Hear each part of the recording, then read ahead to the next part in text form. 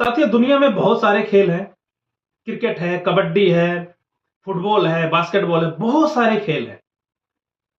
भारत में भी बहुत सारे खेल खेले जाते हैं, लेकिन अगर हम भारत की बात करें या पूरे क्रिकेट की बात करें, क्रिकेट देशों की बात करें, तो क्रिकेट का जो जुनून है दोस्तों, वो बहुत ज्यादा है। और खेलों की अपेक्षा क्रिकेट में बहुत ज्यादा आनंद लेते हैं लोग। क्रिकेट देखना लोगों को बहुत ज्यादा अच्छा लगता है। रग रग में भरे होते हैं क्रिकेट, जो क्रिकेट प्रेमी होते हैं। तो दोस्तों, क्रिकेट इतना लोकप्रिय क्यों होता है लोगों को? क्यों ऐसे लोग क्रिकेट के लिए पागल रहते हैं? दोस्तों, इसका सिर्फ एक वजह है। क्रिकेट में कुछ ऐसे रूल्स होते हैं, क्रिकेट के कुछ ऐसे क्षण होते हैं जहां पे लोग बहुत ज्यादा आनंद लेते हैं। तो दोस्तों, कुछ इसमें रूल्स हैं जो पहले के बनाए गए हैं, यानी जो पहले से ही रूल एक्टिव हैं, और कुछ ऐसे रूल हैं जो नए बनाए गए हैं।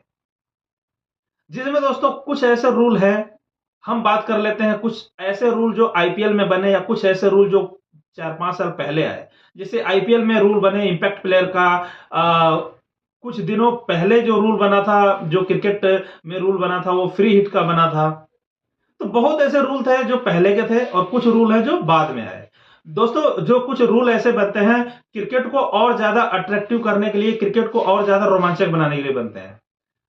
लेकिन ऐसे कुछ रूल हैं दोस्तों जहां पे और उसमें बदलाव हो सकता है, और कुछ ऐसे रूल हैं जिसको बोलते हैं कि बुलशिट वाला रूल, यानी उसका कोई मतलब नहीं है। तो साथियों, इस पूरे वीडियो में हम बात करेंगे कि कौन सा रूल अच्छा है और कौन सा रूल में कुछ बदलाव होने चाहिए। तो वीडियो को ज्यादा देर ना करते हुए आइए हम वीडियो को शुरू करते हैं। तो सबसे पहले दोस्तों आईपीएल की बात कर लेते हैं। एक इम्पैक्ट प्लेयर का रूल आया। साथियों, जो इम्पैक्ट प्लेयर का रूल है, इसमें यह है कि 11 खिलाड़ी होते हैं और एक खिलाड़ी आएगा इम्पैक्ट प्लेयर के रूप में, चाहे वो बॉलर हो या बैट्समैन हो। तो साथियों, अभी जो इम्पैक्ट प्लेयर का रूल जो अभी यूज होता है, पहली पारी खत्म होती है तो सेकंड पारी में लोग दोनों लोग इम्पैक्ट प्लेयर का रूल ले ले इम्पैक्ट प्लेयर को अनाउंस कर देते हैं। साथियों, इसमें कोई भी रोमांच नहीं मिलता है, कोई भी रोमांच नहीं आता है। कुछ भी पता नहीं चलता कि इम्पैक्ट प्लेयर है कौन। तो साथियों, मैं बताता हूं इसमें क्या होना चाहिए था। दोस्तों, इसमें यही होना चाहिए कि इम्पैक्ट प्लेयर का रूल जो है वो लास्ट मैच के, मतलब मैच के जो लास्ट के 5 ओवर है, दोनों पारियों में, जो मतलब कोई बाद में बैटिंग करे, कोई पहले बैटिंग करे, तो जो 5 ओवर अगर बच रहा है लास्ट में, यानी 35 ओवर फेंके जाने के बाद इंपैक्ट प्लेयर अनाउंस होने चाहिए। इंपैक्ट प्लेयर 5 ओवर के बाद आना चाहिए। एक तो ये हो गया। या तो यूं कह लें कि दोस्तों इंपैक्ट प्लेयर की जो एंट्री होनी चाहिए वो होनी चाहिए, या तो 10वां विकेट वो इंपैक्ट प्लेयर रहे, या तो 15 ओवर के बाद कोई बॉलिंग करने आए, अगर बॉलर है इंपैक्ट प्लेयर तो इस तरीके से अगर इंपैक्ट प्लेयर का प्रयोग होता, इस तरीके से अगर इंपैक्ट प्लेयर का यूज होता, तो शायद वो अच्छा, मतलब बहुत ज्यादा रोमांच आता कि 9 विकेट गिरने के बाद 10वां प्लेयर ही इंपैक्ट प्लेयर के रूल में आ सकता है। तब जाकर दोस्तों इसमें बहुत ज्यादा आनंद आएगा इंपैक्ट प्लेयर के रूल में। होप कि इंपैक्ट प्लेयर का जो मेरी एक्सपेक्टेशन है वो आप समझ गए होंगे। जी हाँ दोस्तों, इंपैक्ट प्लेयर का रूल जो है ना, जो सबसे लास्ट में प्लेयर आता है उसको इंपैक्ट प्लेयर होना चाहिए। इस तरीके से अगर पहले आ गया तो कोई फायदा नहीं है दोस्तों, उसमें मजा ही नहीं, क्योंकि 11 प्लेयर पैसे वैसे भी 11 प्लेयर वैसे भी एक प्लेयर हट जाता है। तो इंपैक्ट प्लेयर जो आना चाहिए वो दोस्तों या तो 10वें नंबर का बल्लेबाज होना चाहिए, 11वें नंबर का, या तो जो बॉलर है वो 15 ओवर के बाद होना चाहिए। ये अगर हो जाता तो बहुत मजा आता। इसके बाद दोस्तों हम बात कर लेते हैं फ्री हिट की। साथियों, यहां पे 2-3 चीजें हैं। फ्री हिट जब नो बॉल होती है तो फ्री हिट हो जाता है। तो साथियों, अगर प्लेयर ने नो बॉल दे दिया तो फ्री हिट हो गया वो। लेकिन अगर वही बॉलर मेडन ओवर फेंक देता है तो दोस्तों उस बल्लेबाज को आउट होना चाहिए। क्योंकि सिर्फ बॉलर ही नहीं अपना नुकसान कराएगा, कि अगर बॉलर ने नो बॉल फेंक दिया तो अगला उसको बिल्कुल मतलब उसको फ्री हिट दे दिया जाता है। ठीक है, फ्री हिट दे दिया आपने, लेकिन गाइज अगर बॉलर ने 6 बॉल खिला दिया, उसको एक भी बॉल नहीं मार पाया, मतलब रन नहीं बना पाया, तो उस बल्लेबाज को आउट करा देना चाहिए, या तो उस टीम का 6 रन माइनस कर देना चाहिए। तो दोस्तों ये भी रूल होना चाहिए, क्योंकि अगर बॉलर को नो बॉल फेंकने से फ्री हिट देनी पड़ती है, तो अगर बल्लेबाज भी 6 बॉल खा लिया तो उसको भी आउट करार देना चाहिए, या फिर 6 रन माइनस कर देना चाहिए। दोस्तों अगर ये वाला रूल हो जाता तो शायद अलग ही मजा आता। इसके अलावा दोस्तों एक होता है जो बाउंड्री पे कैच करते हैं, या बाउंड्री पे जो डाइव लगा के फील्डिंग करते हैं। दोस्तों इसमें यह होगा कि बॉलर जो है सॉरी जो बल्लेबाज अगर मान लो रन मार दिया और फील्डर फील्डिंग कर रहा है, तो गाइज जैसे ही फील्डर बॉल फील्डिंग करने जाता है तो वहां पे वो क्रीज के बाहर भी चला जाता है बॉल को अंदर मार के। दोस्तों ये नहीं होना चाहिए, क्योंकि जब आप बॉलिंग करता है बॉलर तो कोई लड़का कोई प्लेयर अगर क्रीज के बाहर है, वो जो बाउंड्री लाइन के बाहर है, तो आप नो बॉल दे देते हो, या फिर इस दिशा से इस दिशा की तरफ है तो भी आप नो बॉल दे देते हो। तो दोस्तों अगर रोक के अगर क्रीज के बाहर चला गया तो नो बॉल क्यों नहीं दे रहे हो? तो फिर वो भी तो नहीं होना चाहिए। तो वो क्रीज वाला जो रूल है ना वो भी नहीं होना चाहिए दोस्तों, अंदर ही अंदर सारे चीजें होनी चाहिए। या फिर यूं कह लें कि अगर सिक्स करता है, अगर कैच जो कुछ लोग कैच करके बाहर जाके अंदर करते हैं, हालांकि वो भी नहीं होना चाहिए, क्योंकि जो भी काम होना चाहिए बाउंड्री लाइन के अंदर होना चाहिए। तो ये होना चाहिए।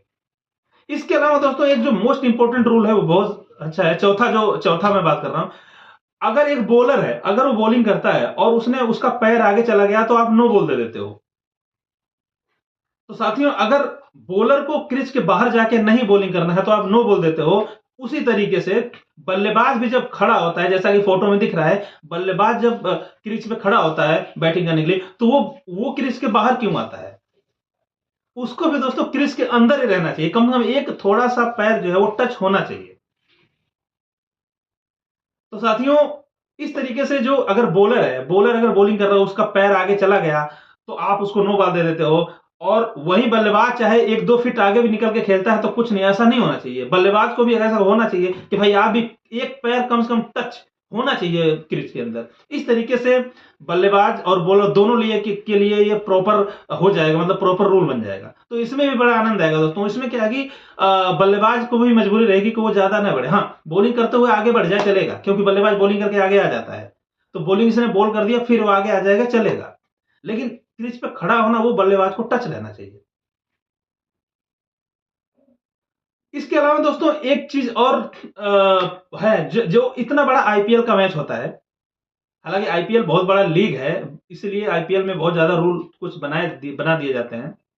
तो आईपीएल में कुछ लोग जो आईपीएल में जो मैच होते हैं दोस्तों 74 मैच होते हैं, और एक टीम जो है कम से कम 2-2 मैच खेलती है। फाइनल अगर पहुंचे तो 3-3 4-4 मैच हो जाते हैं।